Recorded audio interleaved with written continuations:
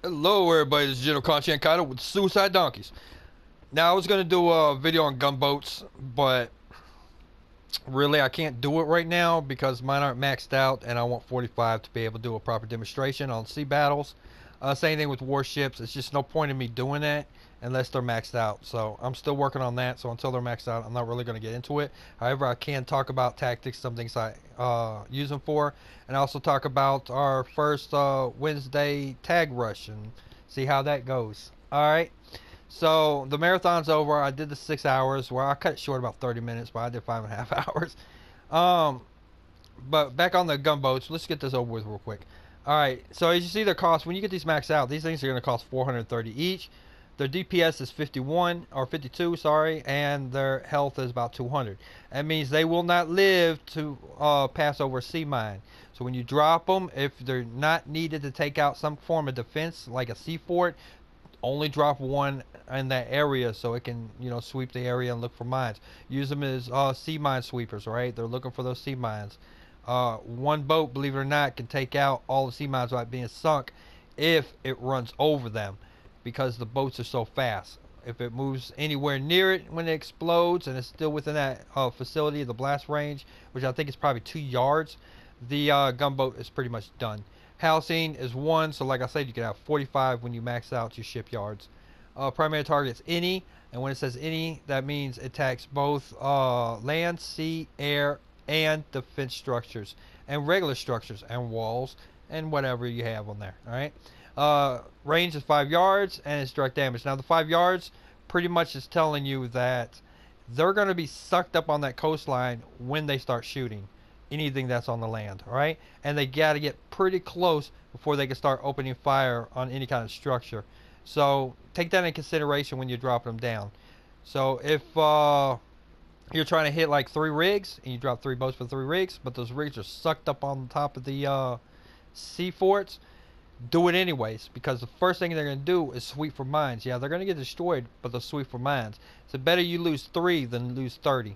So then you go ahead and you can drop them down for the attack, taking out the sea forts and everything like that. I prefer using, when they're maxed out, you probably can use groups of 7 or 8. 8 gunboats, probably even 7 gunboats. Maxed out level will take a C4 down, no problem. Alright? So you don't have to spin all your boats in one place. You can do 777, that's 21. Plus you go ahead and drop them in. Let's say let's say you use 25 gunboats to wipe out somebody's whole sea defense. Then you got 20 gunboats left over. Or you can do what I do, drop warships behind them. Once you drop the warships, as you see, mine's still leveling up. They're not quite maxed out. They're more expensive, but if you drop in the warships behind that, even if you have just 6 warships, then warships will eat the shit out of the coastline. Alright? So remember that. You escort the warships by sending the gunboats in. You escort troop drop-offs by sending gunboats in. The reason I say that, or tanks, whatever you land on the beach first. And the reason I say that is because they can check for mines. Yeah, you can drop 7 troops or 6 riflemen or 2 mortars in one boat and send it and see if there's any mines. But there's no point because these gunboats are a lot cheaper and you got a lot more of them. So if you got a lot of these and you're a gunboat fanatic, then use those to sweep the beach. Send those in towards the beach before you send the riflemen or before you send the mortars. Alright? For obvious reasons, you cannot send, say, there's an open beach and you drop the gunboat's not going to run up on the beach, but it will sweep the beach and sweep around the coastline. Check for any mines. Now, the speed of the gunboat, if it runs over a mine, the mine will not destroy it because of the speed of the gunboat. The mine won't detonate until it's without its outside its blast range. So you're pretty safe on there. You can actually get rid of a whole coastline of mines if they're misplaced. So keep that in consideration too. I'm going to cut this video short. I did this video before, but it got real corrupted. I just wanted to give you some tips and ideas on the gunboats and pretty much just talk about our ventures. So the tag farming today went pretty well. We're sitting at 3rd place right now, and as soon as this loads up, you'll see how close we are to 2nd place. Matter of fact, we're 500 tags, almost exactly 500 tags for being 2nd place. Alright, something else I need to mention. Sorry for the cough. After doing this video like 2-3 times, it kind of, ugh. Alright, now there's 2 Midnight Marauders, alright? If the Midnight Marauders is not in the top 100, you're looking at the wrong Midnight Marauders. Simple as that. All right. I want y'all who are looking to join a real strong alliance that's extremely active and is going to be on top with us pretty soon is write down X Haunted X7979. Message him, tell him you're looking for an alliance. Let him know your level and your tags. Please do not do this if you're a new player. If you're a new player, learn the game. See if you enjoy it first. If it looks like it's fun, you're enjoying it without friends, then go ahead and add the ice into the cake and join an alliance like the Midnight Marauders or the Suicide Donkeys or some sort. Any other alliance you join, you're pretty much going to be our enemy, so you suck. But anyways, if you join ours, though, and you love the game, you're putting in some work, you're putting in some effort, you watch some of these videos so you know the gold tricks and everything else, you learn how to go ahead and battle, then go ahead and join the alliance. Then you got something to offer. But don't come joining the alliance, pretty much you're handicapping that alliance. You see what I'm saying? Plus, if you don't like the game in a week or two and you just stop playing, but you were enthusiastic at first, and you just quit, well, then we got a problem. Because once you quit the alliance, and most players do not tell the clan leader that they're quitting, you're sitting taking up space and gathering dust and lowering the capability they can produce by having an active player in there by sitting there a week without telling them what's going on.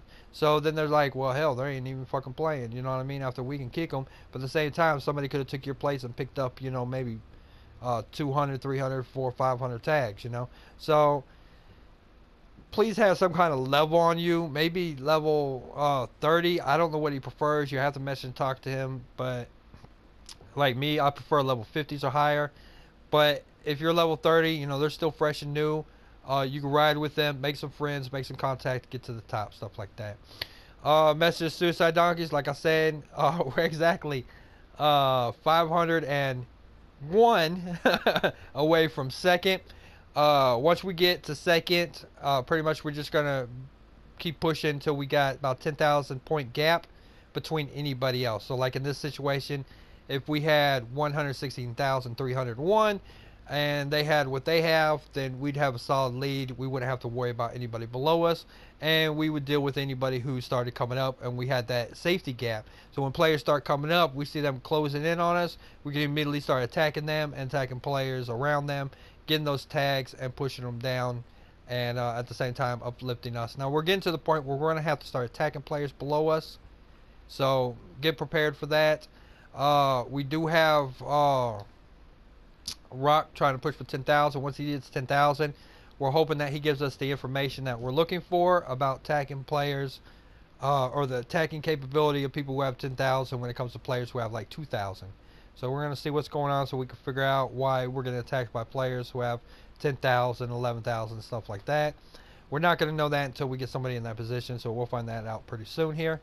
Canadian Dry is not really that active of an organization from what I know. Most of the bases are unsecured. They're not really that strong. I don't think they have really too many strong players. I'm not putting down the leader, man. You can only do what you can do. But as you see, for having a closed guild, they pretty much got like, okay, a level 2 with 1,000 tags, level 9 with 1,000 tags, level 11 with under 1,000 tags. That makes no sense, especially when the organization is closed. So I don't know what's going on. These are all alts. I don't know how many people got how many accounts, whatever, but obviously them got to be alts. So, but anyways, congratulations on the y'all in the Suicide Donkeys, man. Doing excellent. We're almost at the top. Everybody that I announced going to war with has been pushed pretty far down. Dead humans are all the way at 15 now. They might come back, they might not, but they're pretty much below the 10.